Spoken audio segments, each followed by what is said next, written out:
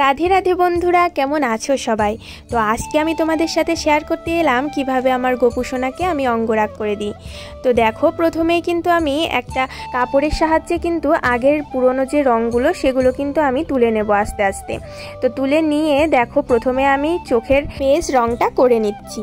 দেখো, প্রথমে সাদা দিয়ে খুব সুন্দর করে আমি বেজ রঙটা করে নিলাম। দেখে মনে হচ্ছে খুব দ্রুত করছি, কিন্তু না বন্ধুরা, খুব আস্তে আস্তে ধরে ধরে কাজগুলো কিন্তু করতে হচ্ছে, কারণ খুব সূক্ষ্ম হাতে এই কাজগুলো করতে হয়, না হলে কিন্তু ভালো হয় না। তো তারপর দেখো, আমি একটু কমলা কালার দিয়ে চোখের উপরে হাইলাইট করে নিচ্ছি।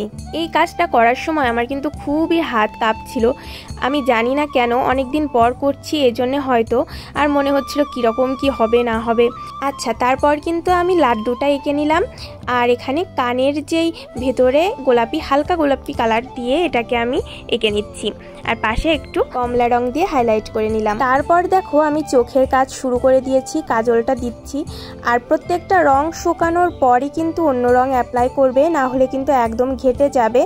এই সাদা রংটা একদম শুকিয়ে যাওয়ার পরই কিন্তু আমি চোখের এই কাজলের কাজটা করছি। বন্ধুরা, ভিডিওটা আমি ফাস্ট ফরওয়ার্ড করে দিয়েছি, না হলে কিন্তু অনেকটাই বড় হয়ে যেত। তো তোমরা ভালোভাবে যদি দেখো তাহলে কিন্তু নিজেরাই গোপু সোনার এই অঙ্গরাগটা করে নিতে পারবে। তারপর দেখো, আমি চোখের উপরে কিন্তু আর একটা রং দিয়েছি, গোলাপি কালার। এভাবে চোখের উপরে কালার করলে কিন্তু দেখতে অনেকটাই সুন্দর লাগে। এবার দেখো, আমি গোপু সোনার ভ্রুটা সুন্দর করে এঁকে নেওয়ার চেষ্টা করছি। জানি না কেমন হয়েছে, তোমরা কিন্তু আমাকে জানিও যে আমি আসলে অঙ্গরাগটা ঠিকঠাকভাবে করতে পারলাম কিনা।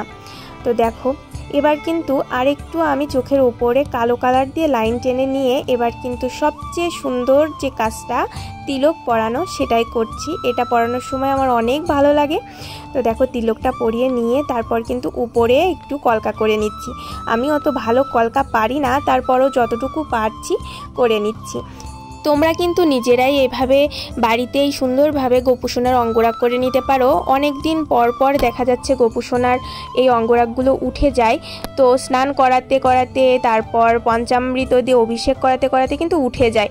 তো এভাবে কিন্তু মাঝে মাঝে তোমরা চাইলেই নিজেরাই পারো অঙ্গরাগ করে নিতে। নিজেরাই যখন গোপু সোনার অঙ্গরাগটা করবে তখন কিন্তু মনের মধ্যে আলাদাই একটা আনন্দ কাজ করে, যেটা কিন্তু অন্য কোনো কাজে তুমি খুঁজে পাবে না। তো দেখো, কথা বলতে বলতে কিন্তু আমি চোখের কাজটাও করে ফেলেছি। আর এখানে কিন্তু একটু হালকা ব্লু কালার দিয়ে আমি চোখটাকে হাইলাইট করে দিলাম। এটা দিলে কিন্তু আরও সুন্দর লাগে চোখের মণিটা। তো বন্ধুরা, তোমরা যদি আমার গোপু সোনার এই চ্যানেলে নতুন হয়ে থাকো তাহলে কিন্তু চ্যানেলটি সাবস্ক্রাইব করে নিতে পারো। আমার গোপু সোনা রিলেটেড এবং ধর্ম বিষয়ক সকল কিছু আমি এই চ্যানেলে আপলোড করে থাকি। তো তোমরা আমার সাথে থেকো, পাশে থেকো। ইতিমধ্যেই কিন্তু আমার গোপু সোনার পরিবারে 2500 সদস্য হয়ে গেছে। যখন আমি চ্যানেল খুলি তখন কিন্তু আমি ভাবতেও পারিনি তোমরা আমার গোপু সোনাকে এত ভালোবাসা দেবে, আমার গোপু সোনার পরিবারে এতজন সদস্য হয়ে যাবে, আমি কিন্তু কখনোই ভাবিনি। তো সবই তোমাদের জন্যই। তো তোমরা আমার এবং আমার গোপু সোনার পাশেই থেকো, গোপু সোনাকে অনেক অনেক ভালোবাসা দিও।